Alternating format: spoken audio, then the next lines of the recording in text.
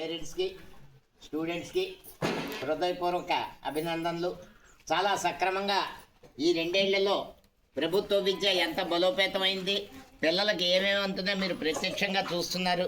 చాలా మంచి విషయం. ప్రభుత్వ పరంగా విద్యాశాఖ మాత్రం చాలా బలమైన నిర్ణయాలు తీసుకుంటూ పిల్లల్ని ప్రోత్సహించి మంచి ఎడ్యుకేషను, క్వాలిటీ ఫుడ్ అందించే ప్రయత్నాలు చేస్తోంది. అలాగే స్థానికంగా మన స్కూలు హెడ్ మాస్టర్ కానీ టీచర్లు కానీ పిల్లల్ని ఏ రకాల ఎందులో ఆసక్తి ఉందో వాటిలో ట్రైనింగ్ ఇవ్వడం కూడా మీరు అందరూ చూశారు. ఇది ప్రభుత్వ పరంగా జరుగుతున్న విషయం, ఒక మంచి నిర్ణయం.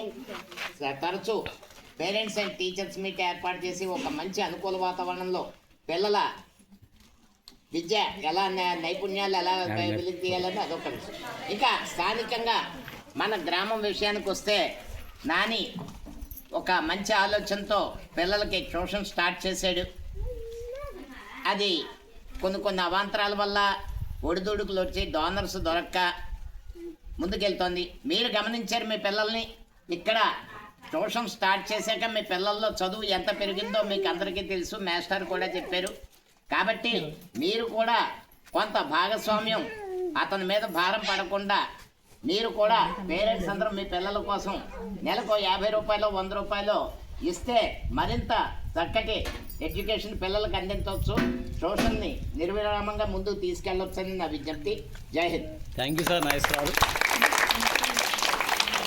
అమ్మ. మరి